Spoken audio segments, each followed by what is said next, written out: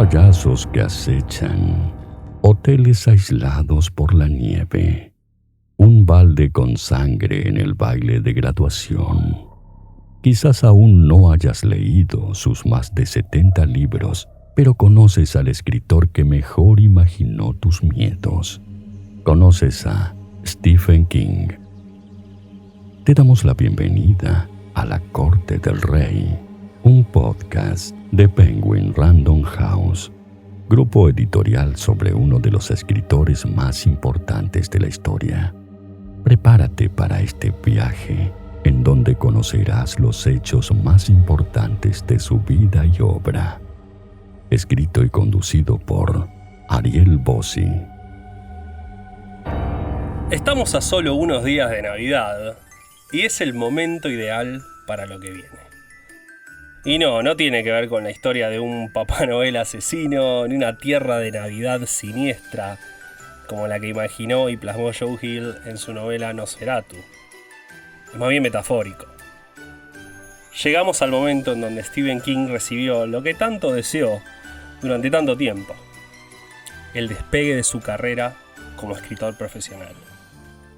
Te doy la bienvenida a un nuevo episodio de La Corte del Rey. Esta es la vida y obra de Stephen King. Uno de los hechos más importantes de la vida de Stephen King aconteció en una fiesta a la que fue en 1976. Mientras esperaba por la publicación del que sería su primer éxito, El Resplandor, Stephen conoció a Kirby McCalley. ¿Quién es Kirby McCalley? En esos momentos era un joven agente que se había mudado de Minnesota a Nueva York. Un agente literario, por las dudas. Fan de Lovecraft y los escritores de terror que lo sucedieron, había comenzado su carrera con el pie derecho en la Gran Manzana, a la cual había llegado a comienzos de los 70. Entre sus clientes, por ejemplo, se encontraba Frank Herbert, el autor de Dune. King no contaba con un agente en aquel entonces, y Kirby le dijo que lo tuviese en cuenta si en algún momento cambiaba de opinión, algo que no iba a tardar en suceder. Verán, el vínculo entre Stephen King y Doubleday ya había dejado atrás la luna de miel y comenzaba una etapa un poquito más compleja. Sí, ya sé, te conté lo emocionante del primer contrato, del adelanto por la edición de bolsillo, pero King es humano y, como vos, yo o cualquier otra persona, pasado el entusiasmo inicial, vio que el trato con Doubleday era bastante tacaño, sobre todo teniendo en cuenta la tajada que se quedaba la editorial, y no le parecía justo. Sus regalías eran realmente bajas, y considerando las ganancias que King estaba generando, esperaba una mejor voluntad de parte de los ejecutivos de Doubleday, algo que, por supuesto, no iba a suceder. La editorial quería otra novela de King para lanzar luego del Resplandor, pero, al mismo tiempo, no parecía estar muy interesada en sus anteriores obras inéditas, esas que King había escrito previo a Carrie. No, esas eran novelas que se alejaban de esa etiqueta que King ya se había colgado: escritor de terror. Y Doubleday necesitaba una nueva novela en ese género. Stephen acababa de escribir Alumno Aventajado, otra novela corta que tenía casi la misma extensión que El Cuerpo, y si bien la premisa era muy interesante, ¿no? Un muchacho que descubre que su vecino es un ex jerarca nazi, la verdad es que no servía para publicarse como novela independiente debido a su extensión. Y además, King estaba un poco cansado. Llevaba mucho tiempo escribiendo casi sin pausa, por lo que le propuso a Doubleday, publicar una colección de cuentos, para la cual reunió varios de los que se habían publicado en las revistas eróticas Cavalier o Penthouse. Doubleday accedió sin mucho entusiasmo. Las colecciones de cuentos vendían menos que las novelas, así que dio luz verde a publicar este nuevo libro, al que tituló El Umbral de la Noche, pero imprimiendo una tirada de bastantes menos ejemplares que El Resplandor, e incluso menos aún que los producidos de Salem Slot.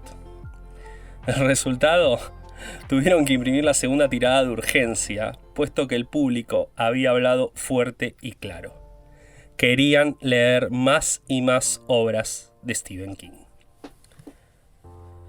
Si vos sos alguien que conoce bastante de la vida de Stephen King, seguro estás hablándole a tu computadora o a tu teléfono celular diciendo: pero cuando salió El umbral de la noche, King ya había publicado otro libro. Y acá es donde yo te digo: para, paso por paso. Aquí paso por paso.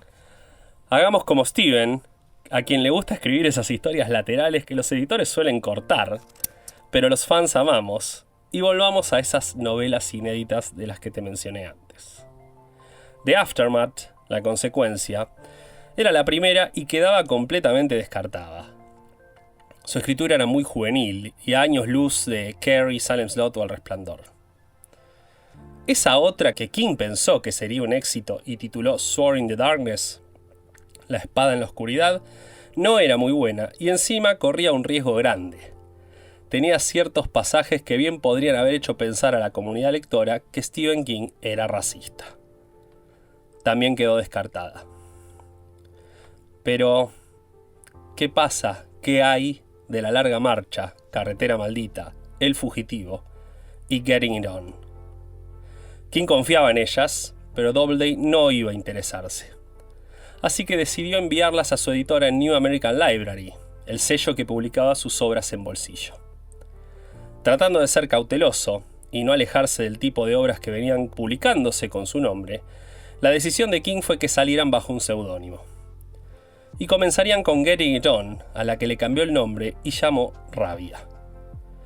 Como King aún no tenía gente, registró el libro con su nombre real, aunque no fuese a figurar en la obra impresa.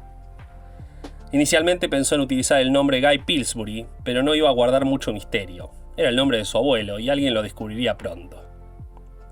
Como se demoró en decidir una alternativa, seguramente porque estaba escribiendo alguna otra cosa, terminó eligiendo uno mientras hablaba por teléfono con su editora. Se guió por su entorno. En el escritorio tenía un libro de Richard Starkbook y en la radio sonaba Bachman Turner Overdrive. Listo. Su seudónimo será Richard Bachman. En 1977, Rage, o Rabia, fue publicado en Estados Unidos y pasó por las librerías sin pena ni gloria. Nada lo conectaba a King, o mejor dicho, casi nada. Estaba ese temita del registro del libro y otro detalle que nadie descubrió. La dedicatoria fue a dos personas. Una era Susan Arts, una ex profesora suya, y la otra persona que figuraba en la dedicatoria era WGT. ¿Y quién es WGT?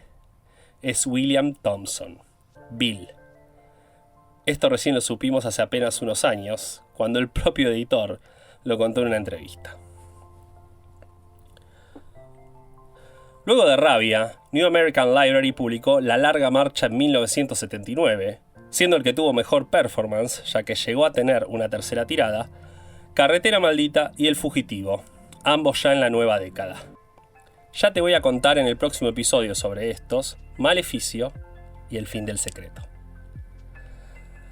Suficiente con Bachman por ahora, nos cae muy bien, pero no resultó ser tan productivo como Stephen. Volvamos a King, que ya había entregado el siguiente libro para Doubleday, El umbral de la noche, y estaba trabajando en el siguiente, The House on Value Street, una novela sobre la historia del secuestro de Patty Hearts, que podía explicar todas las contradicciones que la vida real no había podido. ¿No lo leíste? Bueno, eso es porque ese libro nunca salió. Este era el segundo intento de King con esta novela y nuevamente no lograba avanzar y se distraía con otras cosas. Por ejemplo, con las noticias. Hubo una en particular que le llamó mucho la atención. Un laboratorio en Utah tuvo un pequeño descuido y se le escapó una pequeña sustancia tóxica que, de haber soplado el viento para el otro lado, hubiese matado a varias personas en Salt Lake City. Esto le recordó a una novela de George Stewart titulada La Tierra Permanece, publicada en 1949 y que, por supuesto, trata sobre una plaga que elimina a casi toda la población.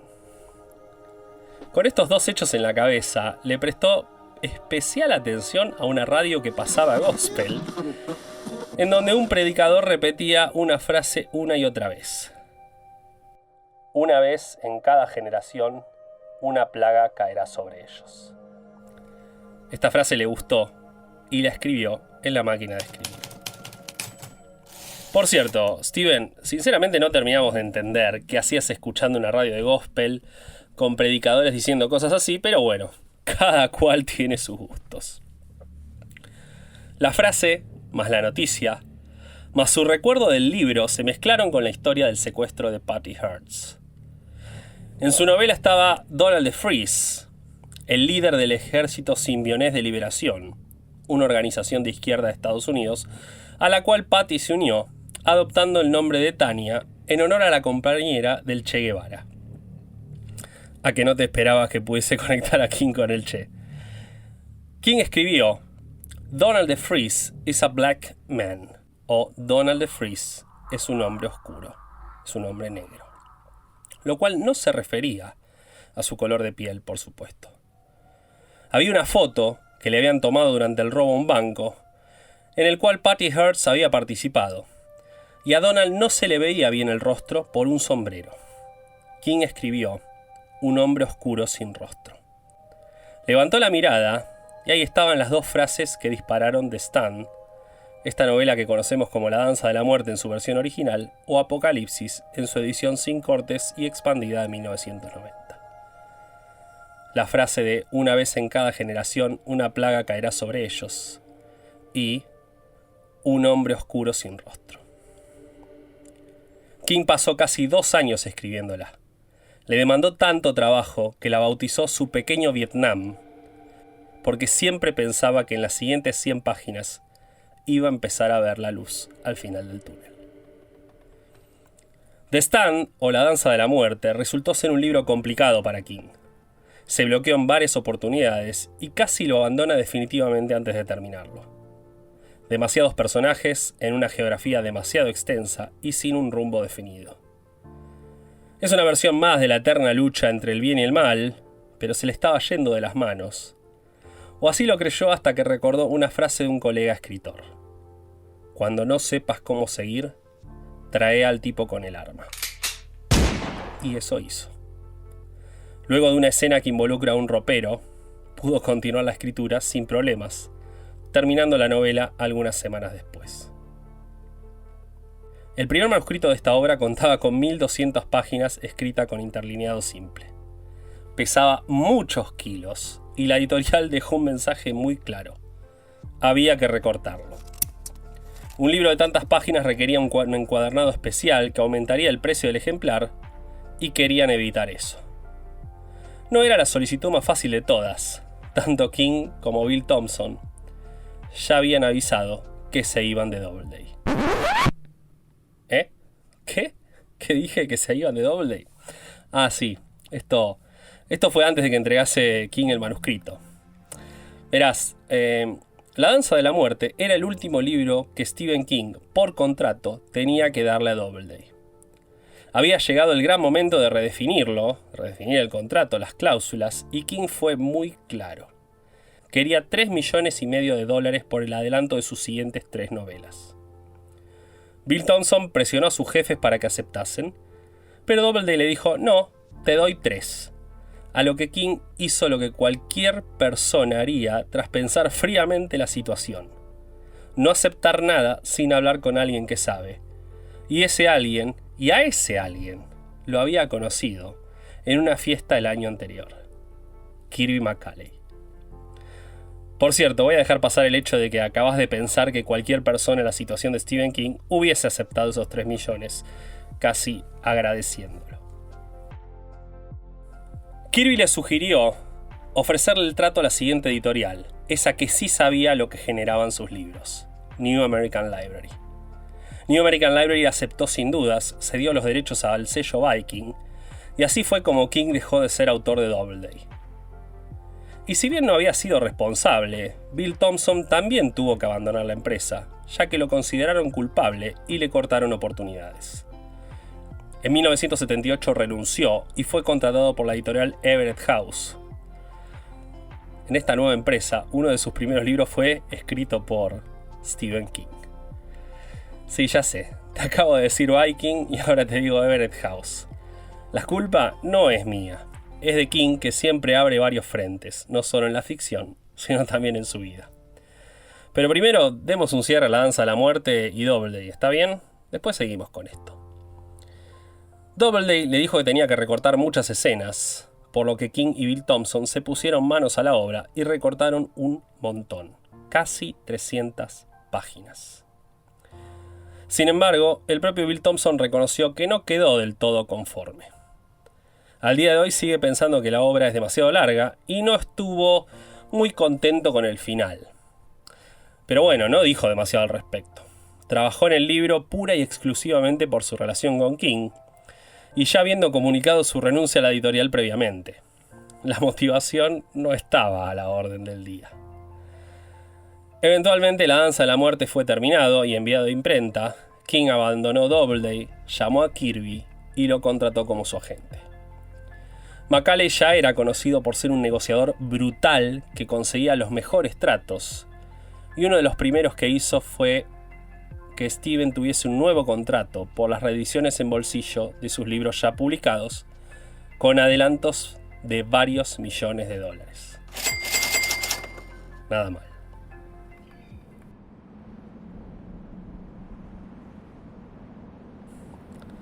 En septiembre de 1978, La danza de la muerte llega a las librerías norteamericanas y es el éxito que King imaginó que sería.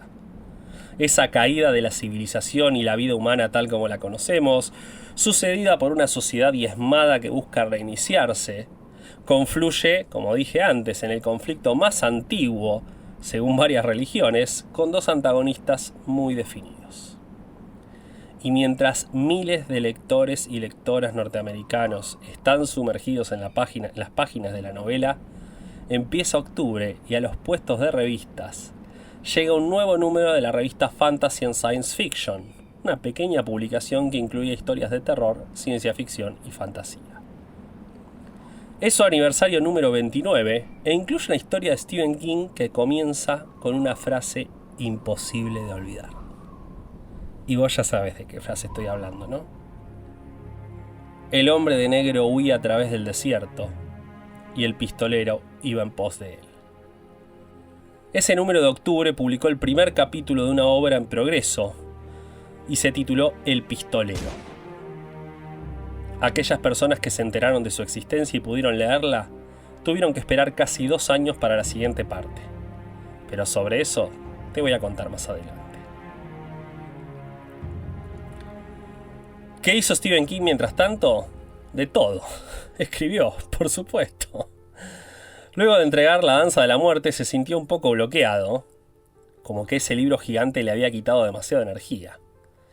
Y como estaba bloqueado, escribió otra novela corta a la que tituló Rita Hayworth y la redención de Jean-Jacques. Y comenzó 2 novelas que terminó abandonando, las cuales se titularon Welcome to Clearwater y The Corner. En medio de una depresión un poco causada por ese bloqueo, comenzó a escribir una historia corta sobre un pequeño pueblo y un asesino de niños. La tituló La zona muerta. Esa parte de la historia quedó fallida, pero no la otra, que involucraba una profesión que conocía muy bien. Quería escribir sobre un profesor de escuela secundaria, porque era una profesión que conocía bastante bien, pero nunca había usado en una novela. Lo vi tomando examen a su clase. Todos estaban quietos, con las cabezas sobre sus hojas de papel, y una chica se acerca y le entrega el examen. Sus manos se tocan, y él dice en voz baja, «Tienes que irte a tu casa ya.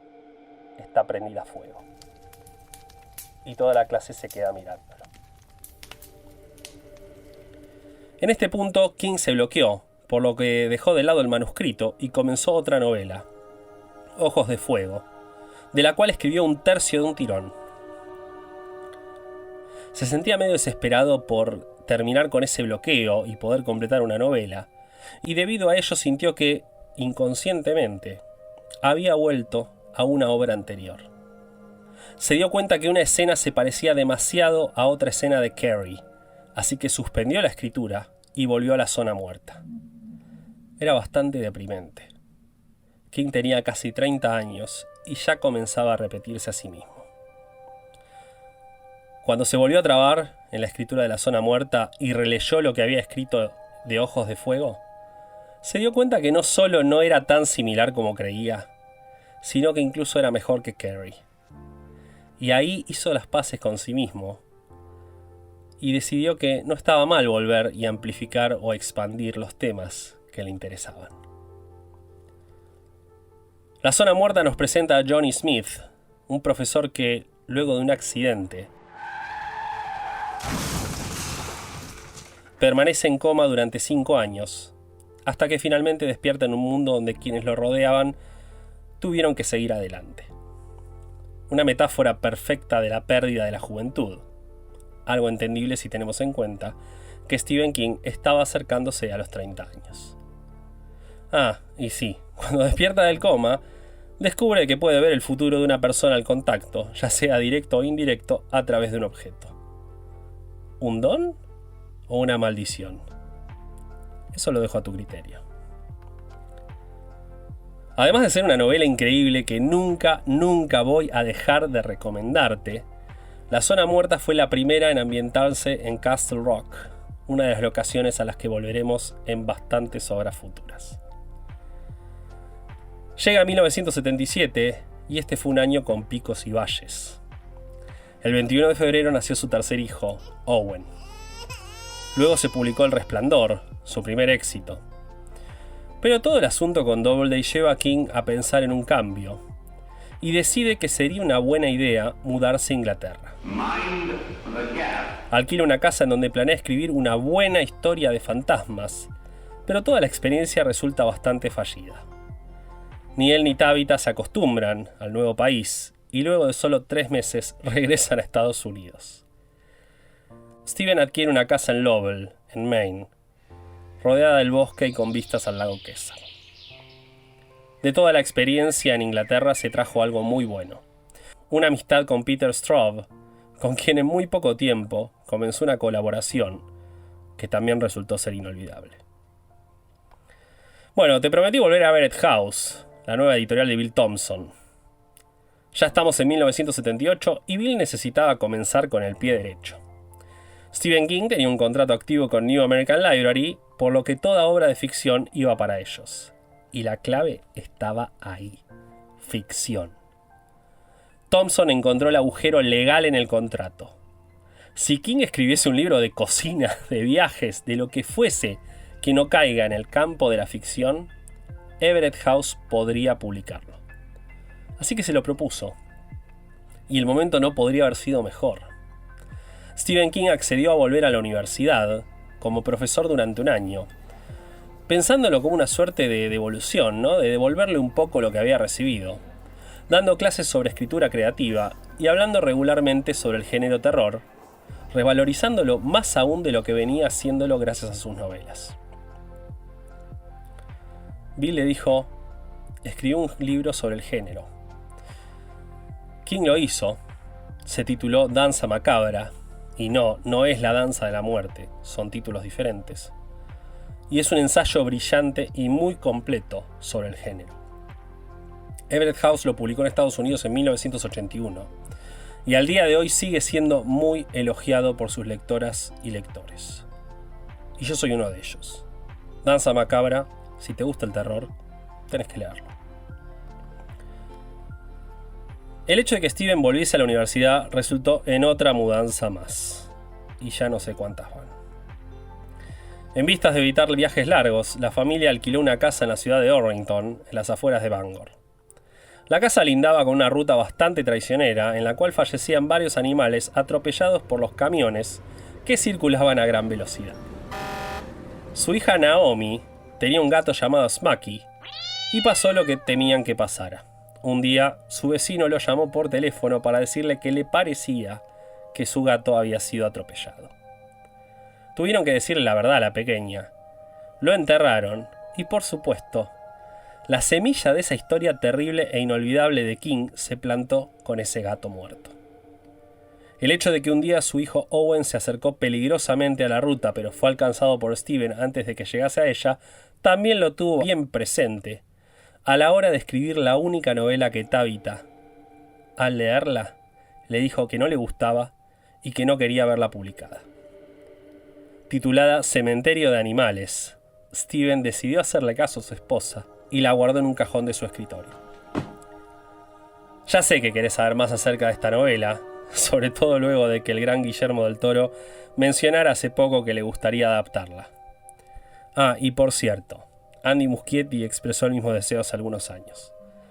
Pero bueno, vas a tener que esperar un par de semanas. En 1979, King termina sus clases en la universidad y vuelve a su hogar en Lowell. El sello Viking finalmente publica su primer título de King, La Zona Muerta, llevando a cabo una campaña de promoción muy fuerte, con varios eventos de firmas y publicidades.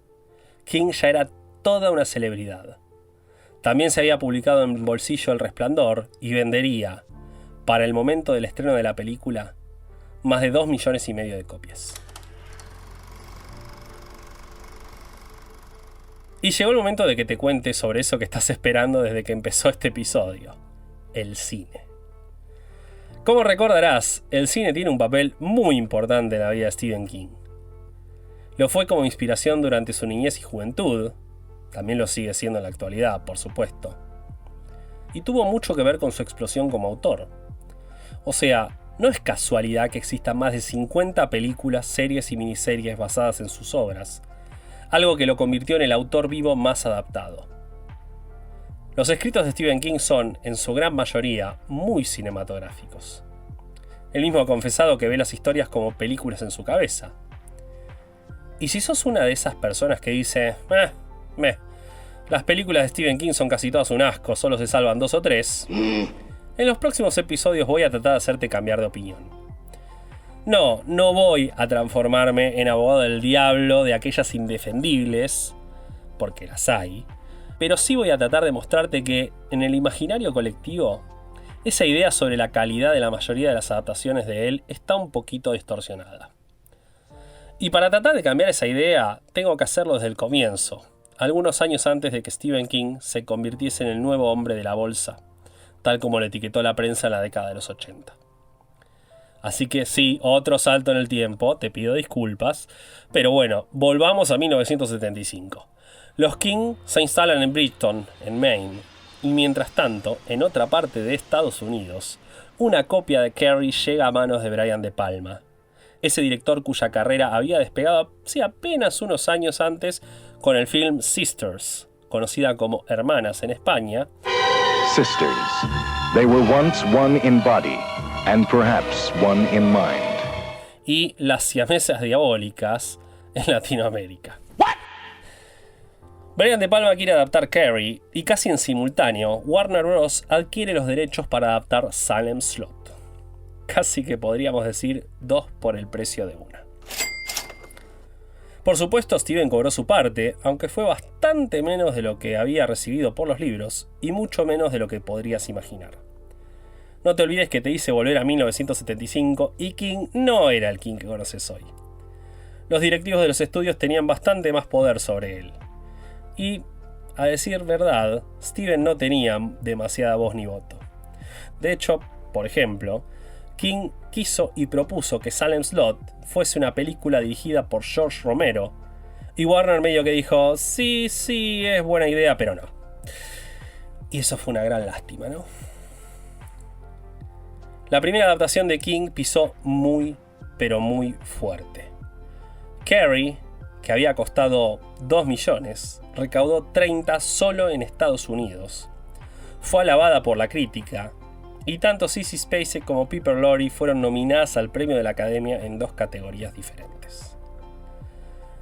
Warner Bros. Decidió que era mejor adaptar Salem Slot como miniserie de TV y contrató a otro director que había tenido un gran salto unos años atrás con La Masacre de Texas, Tom Holland.